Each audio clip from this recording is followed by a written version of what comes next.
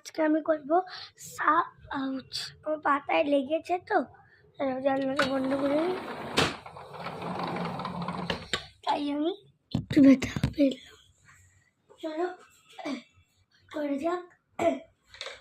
খাতা বন্ধ, এই খাতা বন্ধ। টবলার করি।